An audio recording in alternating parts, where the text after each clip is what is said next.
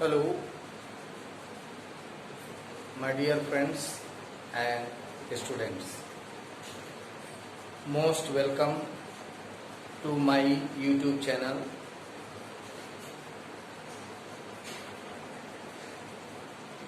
Named as Rajkumar Sir Classes Math Expert.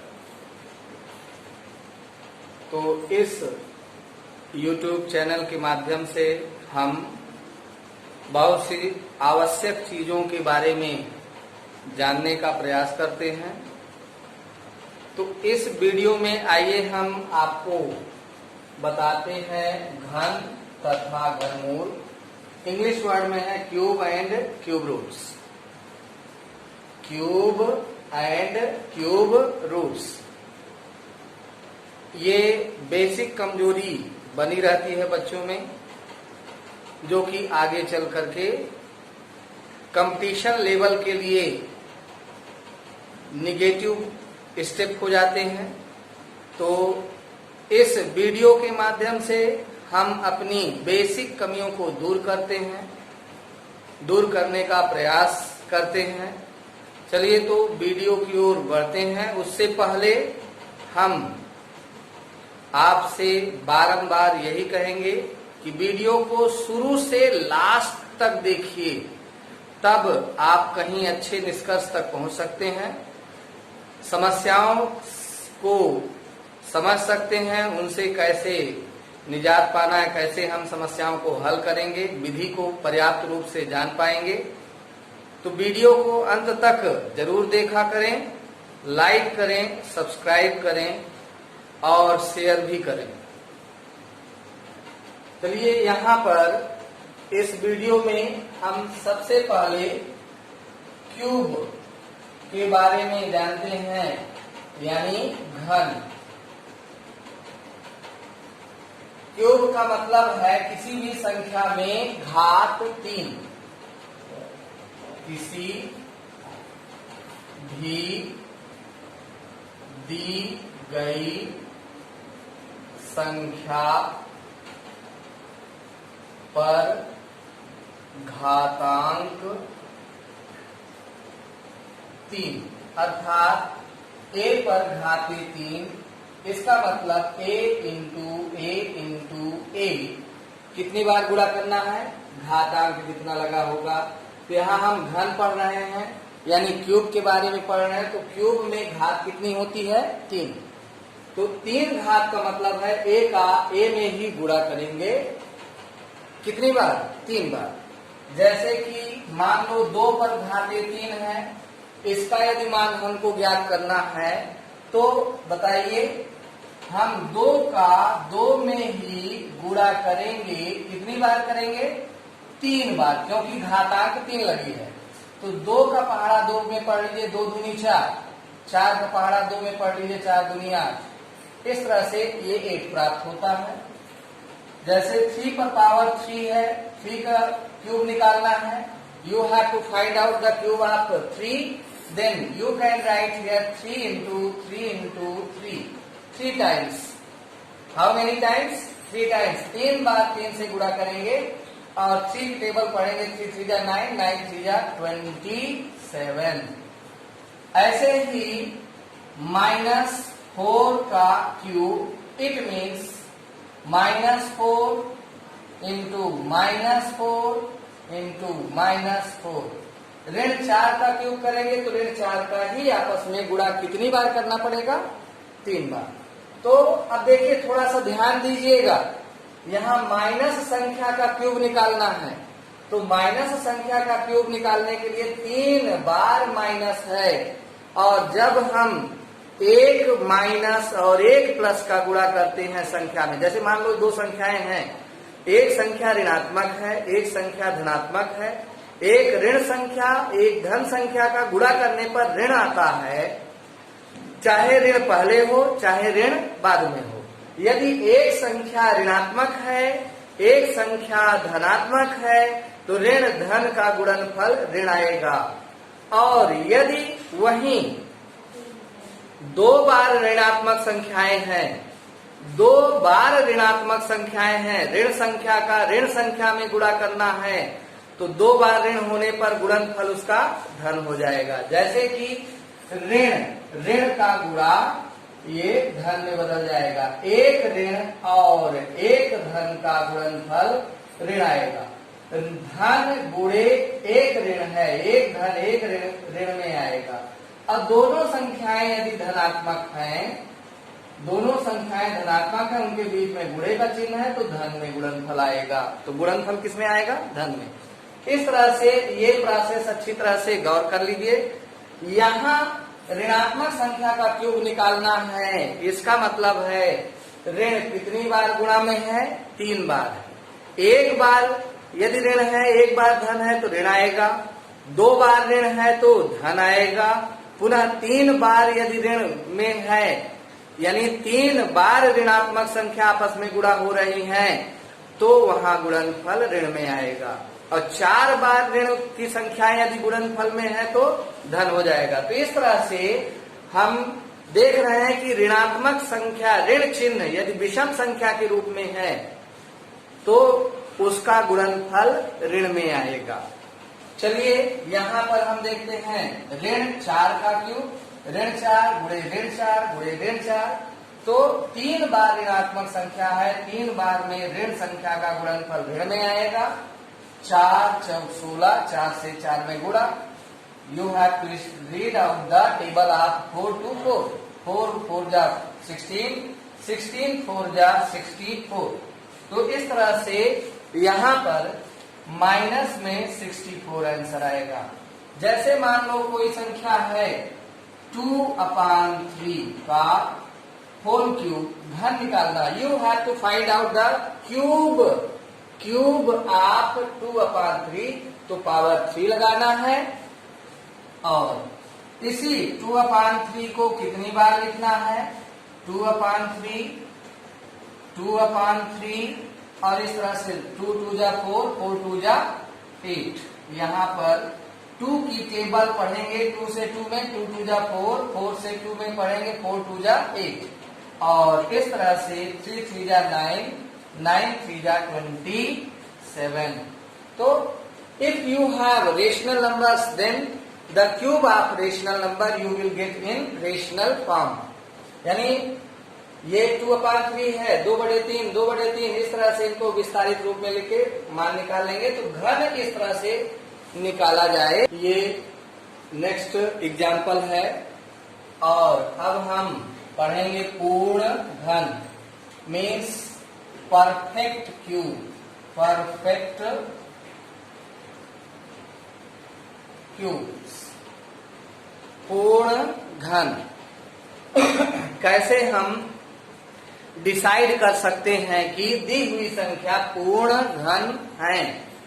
Which of the followings are perfect cubes? यानी इसमें से कौन सी संख्याएं हैं जो परफेक्ट क्यूब हैं? इसको बताने के लिए, इस पर निर्णय लेने के लिए, डिसाइड करने के लिए first we have to factorise the given number, यानी दी हुई संख्या का हम फैक्टर निकालेंगे, गुणनखंड करेंगे। तो गुणनखंड करते समय जैसे फर्स्ट एग्जांपल हम सॉल्व करते हैं 1331, तो इसका पर गुणनखंड करेंगे 1331। अब किस तरह से हम डिसाइड कर सकते हैं कि यह 1331 किस संख्या से डिविजिबल है, किससे हम डिवाइड करें? वैसे तो स्टार्ट 2 से करना चाहिए, 2 से डिविजिबल ना हो तो नेक्स्ट 3 से। ऐसे करते हुए फर्स्ट हमें स्टार्ट करना है 2, देन 3, देन 5, देन 7, देन 11।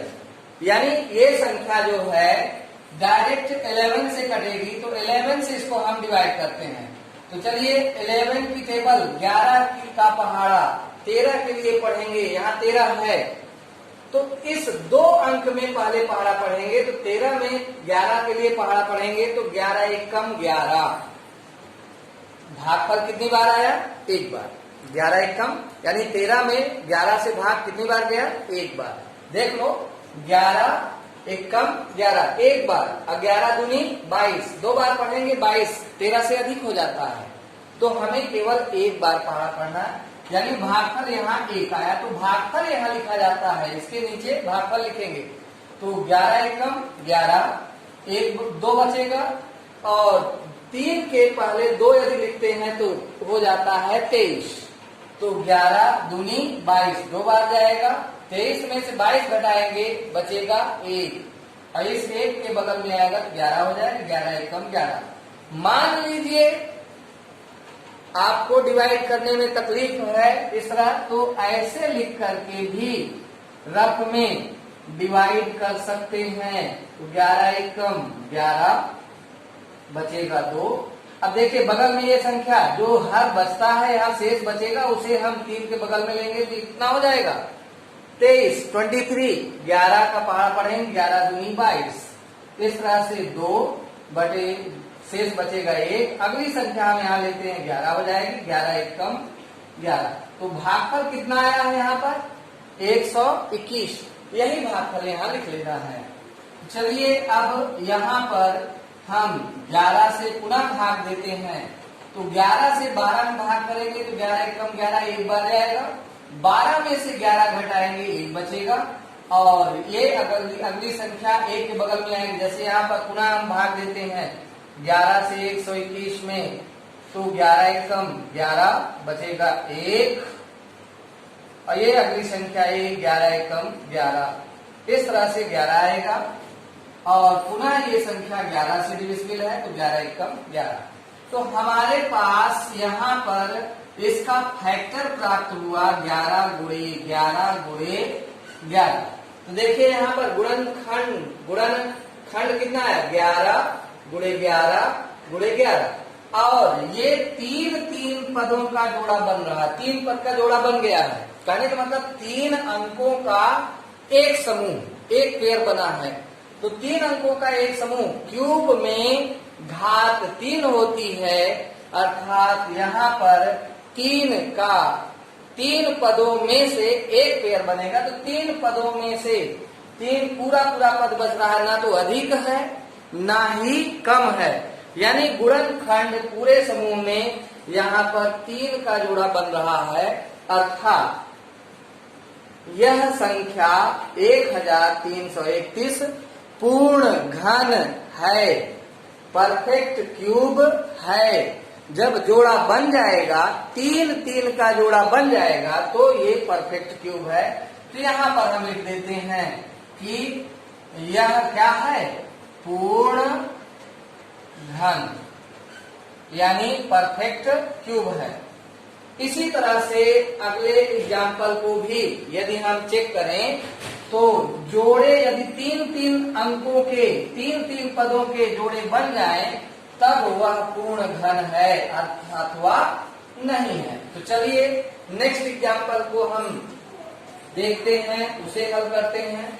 तो नेक्स्ट एग्जाम्पल सेकेंड नंबर में है 900।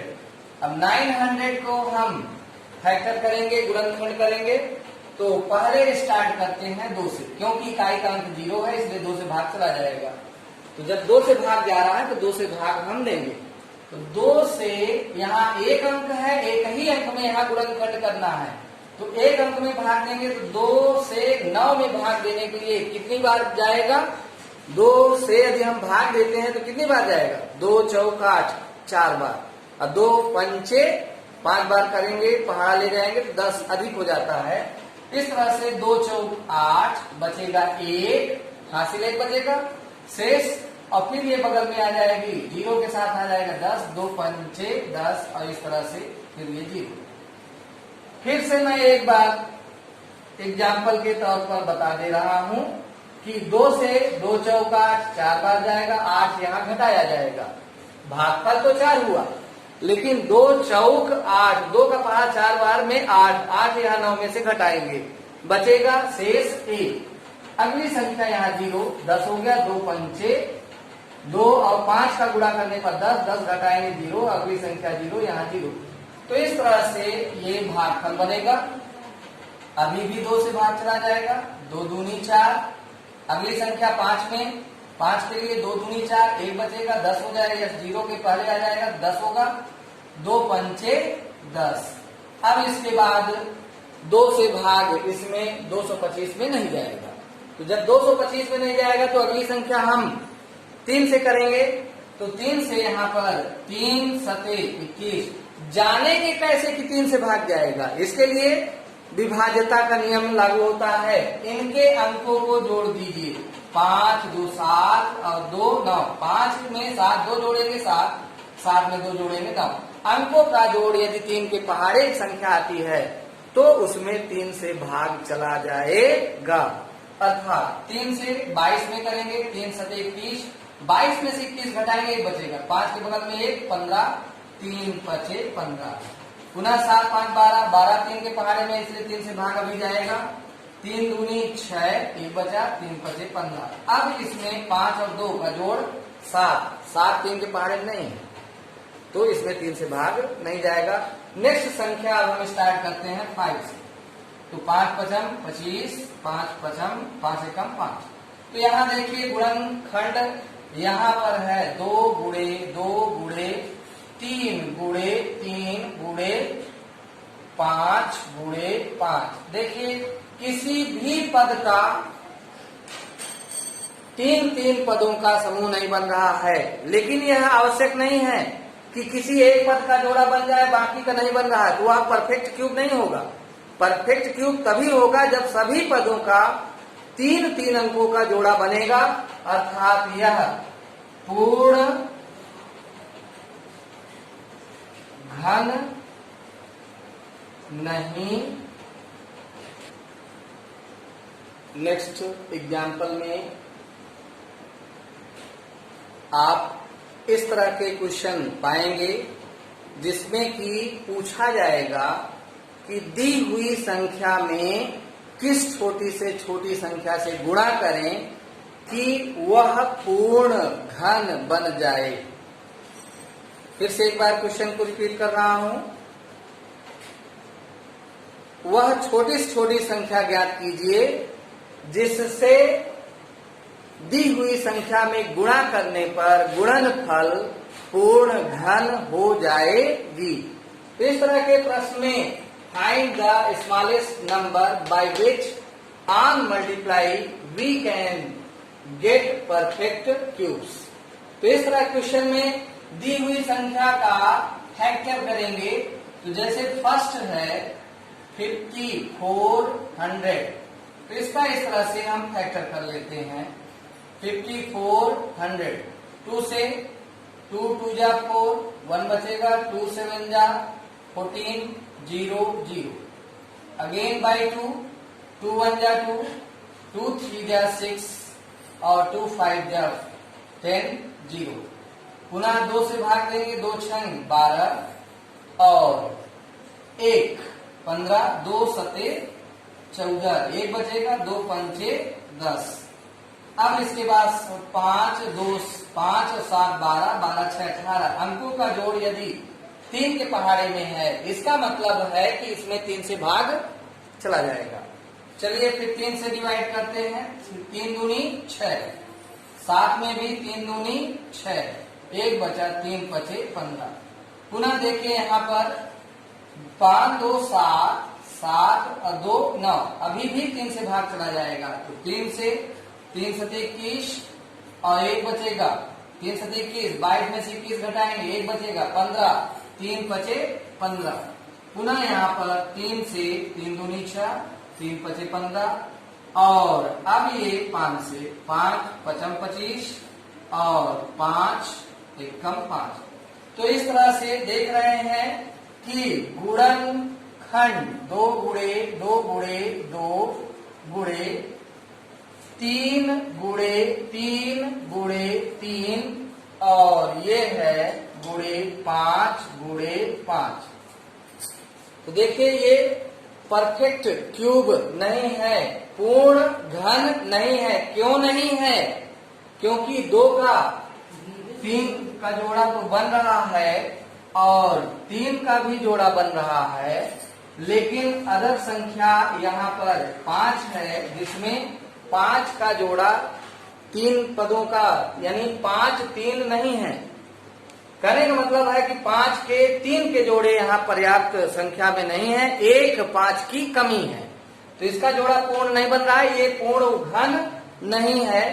और पूर्ण घन बनाने के लिए, पूर्ण घन के लिए यहाँ 1 2 गुणे 2 गुणे 2 गुणे 3 गुणे 3 गुणे 3 गुणे 5 गुणे 5 गुणे अपने से 1 5 रखना पड़ेगा। यानी यही छोटी संख्या है जिससे हम गुणा करेंगे तो यह संख्या पूर्ण घन हो जाएगी। और इस तरह से पूर्ण घन प्राप्त होता है। पूर्ण घन 5 से गुणा करने पर, यानी 5 से गुणा करने पर पूर्ण घन प्राप्त होगी। अब मान लीजिए इसी में क्वेश्चन ये पूछ लेता है कि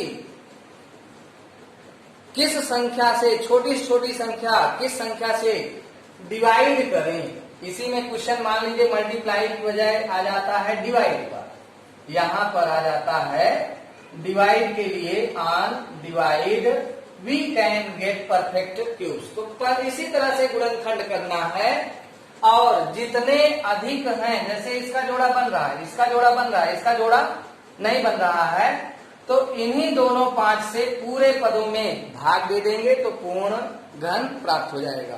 कहने का मतलब है कि क्वेश्चन जब चेंज हो जाएगा कि किस छोटी छोटी संख्या से भाग करें कि हमें पूर्ण घन प्राप्त हो जाए, तो उस कंडीशन में यहाँ पर इसी तरह से गुणनखंड करना है। और गुणनखंड करने के बाद देखिए 2 का पूर्ण जोड़ा बन रहा है, 3 का जोड़ा बन रहा है, लेकिन 5 का नहीं बन रहा है। यहाँ पर 1 5 कमी है, लेकिन यदि एक दूसरी कंडीशन में कही जाए कि डिवाइड करने पर, तो इसका मतलब है कि यही 5 यहाँ से हट जाए तो पूर्ण घन हो जाएगा। यानी डिवाइड में यहाँ बटे में हम क्या लिख देंगे, 2 बार 5। और इस तरह से यानी इस संख्या से 2 5 गुणे 5 ये संख्या, इसी संख्या से हम भाग देंगे तो बाकी जो भागफल आएगा वह पूर्ण घन होगा। तो ये वीडियो आपके लिए बहुत ही फायदेमंद है। बेसिक जो भी कमियां हैं उनको दूर करने वाला है। तो इस वीडियो को अधिक से अधिक लाइक करें, शेयर करें और सब्सक्राइब भी करें, बेल आइकन दबाएं, जिससे लेटेस्ट वीडियो की नोटिफिकेशन आपको मिलती रहे। धन्यवाद।